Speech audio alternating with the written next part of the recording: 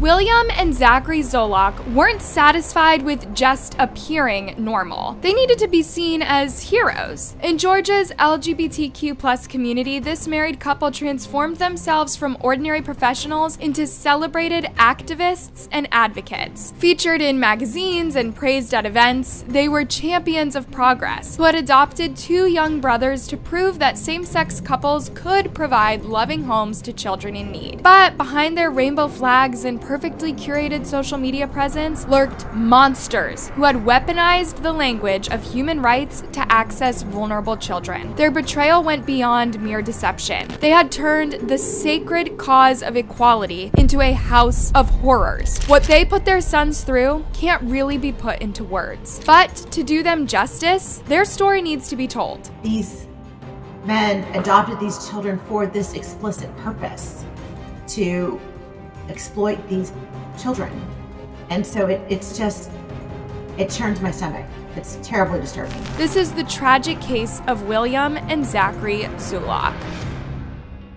Just after their wedding in 2017, the Zulocks contacted an adoption agency, excited to start their family. William was 33 years old and Zachary was 2 years older. They'd met back in 2013 and they seemed made for each other. Everyone who knew them was really happy for them, especially when they heard they were looking to adopt a pair of siblings. People trusted these two. They'd worked hard to create a perfect facade. Less than a year after their wedding, on November 7th, 2018, they adopted 2 brothers, ages 7 and 9, through a Christian special needs adoption agency called All God's Children's, Inc. The agency, located in Watkinsville, Georgia, specialized in finding homes for special needs children in the foster system. The boys had entered foster care at ages 3 and 5 when they were removed from their biological parents due to serious drug addiction issues. For the Zulocks, this seemed like an opportunity to give 2 vulnerable children the stable, loving home they deserved. The couple built their dream home on a 2-acre secluded lot at the end of a cul-de-sac in the prestigious neighborhood where houses typically were sold for around $900,000. They decorated it with rainbow-colored decor and maintained a beautifully manicured landscape. William worked at a customer service center for a government department in their town, and his husband was the branch coordinator at a local bank.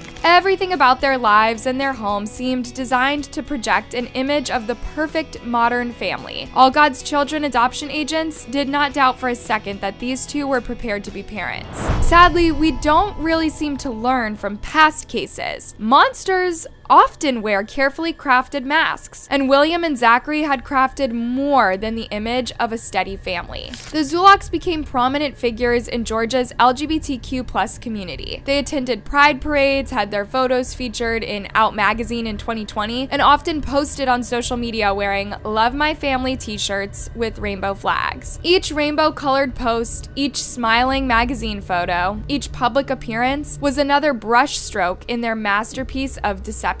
A beautiful mural painted over a chamber. While they basked in praise for saving 2 vulnerable children from the foster system, those same children were living a nightmare that would make even hardened investigators recoil in horror.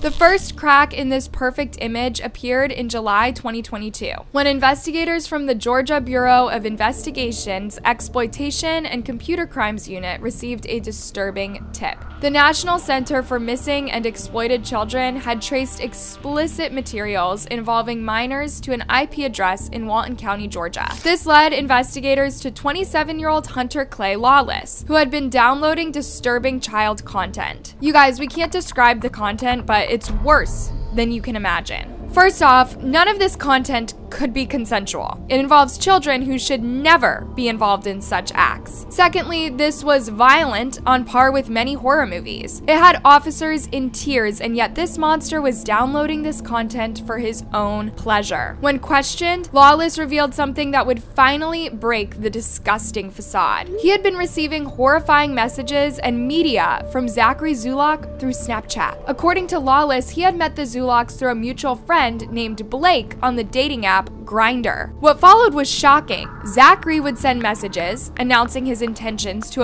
his adopted son, followed by photos and videos documenting these crimes. One of the videos was titled, "Effing My Son Tonight." If you can believe it, it gets even worse. Zachary had repeatedly invited Lawless to participate in person, though Lawless claimed he had refused. Before sunrise on July 22, 2022, law enforcement raided the Zulock home in Oxford, Georgia. It was a dramatic scene. Officers stormed in with what witnesses described as AK-47s, treating it like a major drug bust. Zachary was slammed to the ground and taken into custody. William, who slept without clothes, was pulled from his bed and placed naked in a police cruiser, where he remained for several hours while officers searched the property. Good evening, and very disturbing details indeed. The Walton County Sheriff's Office says that it was an investigation by the GBI that led them to the couple. What they found inside the home was devastating. Investigators seized 7 terabytes of evidence, enough storage to hold millions of photos or thousands of hours of video. The house had been rigged with cameras throughout, not for security, but to document the ongoing abuse of their adopted sons. Zachary Zulock and his husband William Zulock are being charged for child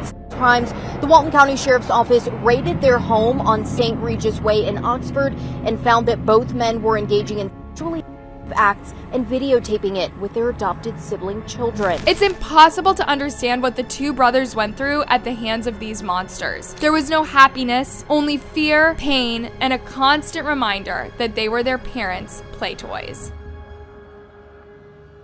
As investigators dug deeper, they discovered that the abuse dated back to at least 2019, meaning these children had endured years of in what should have been their safe haven. The evidence was overwhelming. 149 images, multiple flash drives containing phone data, text messages, Snapchat messages, and letters written by their 11-year-old son. They even found clothing items in the boy's bedroom that matched what was seen in the videos. When the boys were taken to the hospital after the raid, the doctors confirmed the sad truth of what they had endured. The brothers, who are now 9 and 11, revealed that they had been told, "Our business is business, and what happens in the home stays in our home." Beyond the horrific SA they endured and other forms of including being forced to stand in corners for 8 hours straight and being only allowed to move for meals or bathroom breaks. Perhaps the most frustrating aspect of this case was that there had been an earlier warning sign. In 2011, years before the adoption, Zachary had been reported to the police for allegedly assaulting a 14-year-old boy. However, the case wasn't properly investigated, and the detectives involved had since retired. Current law enforcement officials admit that the 2011 case was handled in a manner that is inconsistent with current investigative standards. In other words, the Zulocks should not have been able to adopt children, not without a proper investigation first. And here's another wild fact. In October 2021, the couple was trying to adopt another child, this time a girl. In his text to a former All God's Children agent, Zachary wrote, "We are doing awesome. The boys have changed so much from when we first met them." This text reads different knowing the full story. Through nothing short of a miracle, the Zulocks were arrested before they could adopt a third child.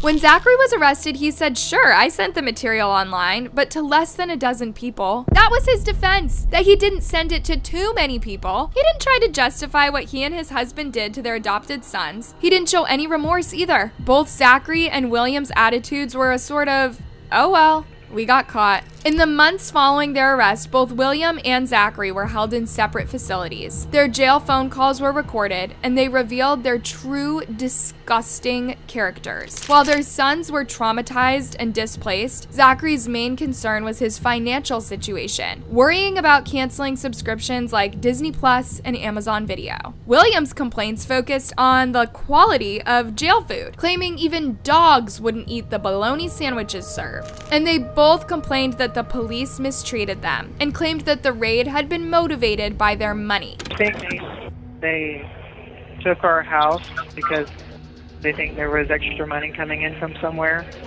and we're like in our 30s and we have this big giant house, and they didn't think we could afford it. Meanwhile, it was revealed that these two didn't just send material to other people. They sold their sons to other men as part of a local P-ring. One of the two men was Hunter Lawless, the one who claimed he had never accepted the Zulocks' invitation. The other man was 25-year-old Luis Sanchez. Sanchez had also SA'd his 13-year-old relative. One can only wonder what happened to these people to become such monsters, and why there are so many monsters living among us. In December 2023, both William and Zachary Zulock were sentenced to 100 years in prison without the possibility of parole. They will both die in prison apart from each other. The judge's sentence reflected the magnitude of their crimes: aggravated child molestation, sexual exploitation of children, and multiple other felony charges. Investigators say the men would brag to their friends, saying they plan to have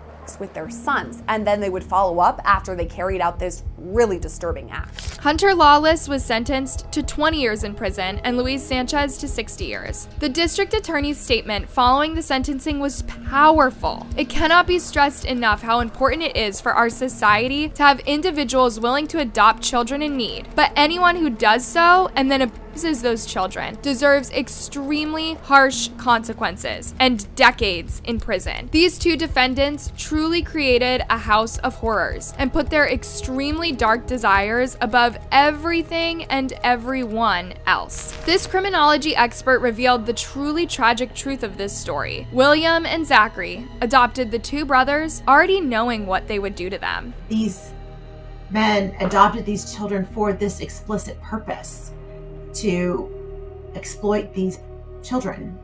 And so it turns my stomach. It's terribly disturbing. The two brothers are now 10 and 12. They have been thrown back into the foster care system, a system they once escaped, only to endure unimaginable horrors in what was supposed to be their forever home. While investigators report that they have shown remarkable resilience, this praise feels hollow against the reality of their situation. These children now carry the weight of not only unspeakable trauma, but also facing a chaotic uncertainty of foster care once again. The fundamental ability to trust, to believe that an adult who says, "I'll protect you," is telling the truth, has been shattered in the most violent way possible. How do you learn to trust again when the people who promised to be your saviors turned out to be your tormentors? How do you believe the concept of home when your last one had cameras installed specifically to record your abuse?